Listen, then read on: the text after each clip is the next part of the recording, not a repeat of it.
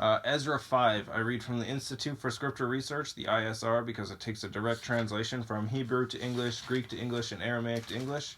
Yah is the Elohim of the heavens and the earth, the first and the last and the only, and he's an extremely jealous El. He's so jealous that he doesn't even want the names of idols or mighty ones to come to our lips.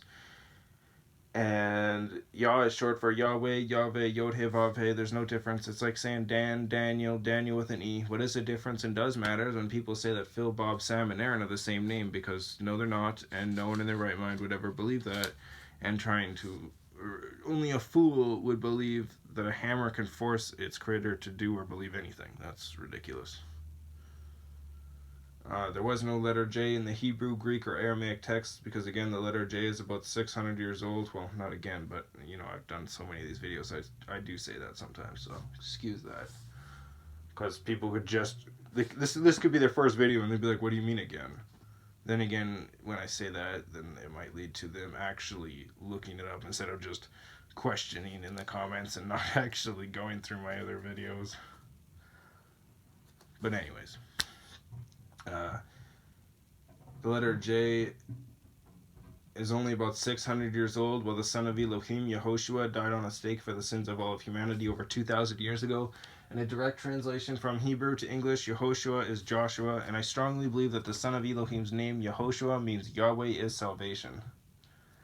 Then the prophets Haggai, H with a dot, A-G-G-A-I, and I'm pretty sure that in English it's H-A-G-G-A-I.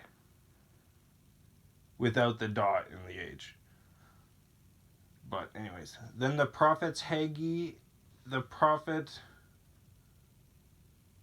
and Zechariah, Z-E-K with a line underneath of it, A-R-Y-A-H, son of Iddo, I-D-D-O, prophesied to the Yehudim who were in Yehuda and Jerusalem in the name, capital N, in the name of Elah of Yisrael upon them. Then Zerubbabel, son of Shealtiel, and Yeshua, son of Yotzadak, rose up and began to build the house of Elah, which is in Jerusalem, and the prophets of Elah were with them, helping them at that time. Tattenai, Tattenai, the governor beyond the river, and Shethar Bozenai, Shethardash capital Bozenai, and their companions came to them and said to them, who has made you a decree to build this house and to complete this wall? Then we told them what the names were of the men who were building this building, and the eye of their Elah was upon the elders of the Yehudim, so that they could not make them cease until the matter went to Darius.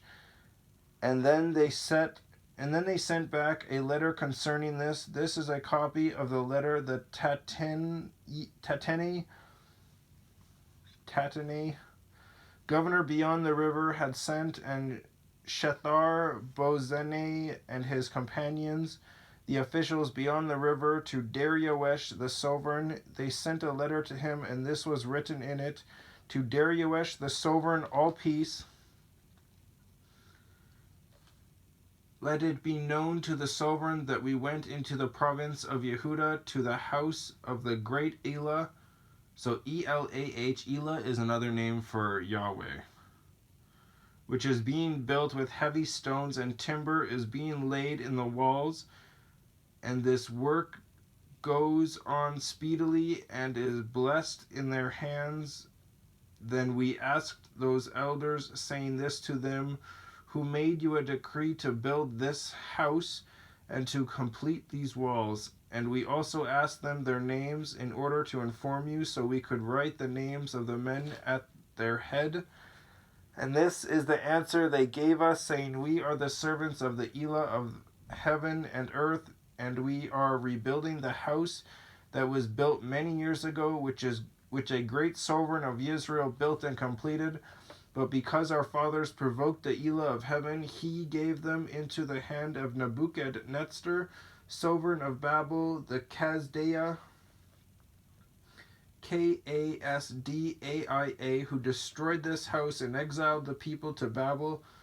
But in the first year of Koresh, sovereign of Babel, Koresh the sovereign made a decree to build this house of Eloah, and also the gold and silver utensils of the house of Elah, which Nebuchadnezzar had taken from the Hekel that was in Jerusalem, and brought to the Hekel of Babel. Those sovereign Koresh took from the Hekel of Babel, that they were given to one named Sheshbatzar, SHE with a half a check mark, SHBATSTSAR, whom he had made governor, and said to him, take these utensils, go deposit them in the Hekel in Jerusalem, and let the house of Elah be built on its place. Then the same Sheshbatzar came, laid the foundation of the house of Elah, which is in Jerusalem, and since that time until evening, now it has been in building, and it is not completed. And now, if it seems good to the sovereign, let a search be made in the sovereign's treasure house, which is there in Babel, whether it is so that a decree was made by sovereign Koresh to build this house of Elah at Jerusalem, and let the sovereign send us his decision concerning this. Interesting.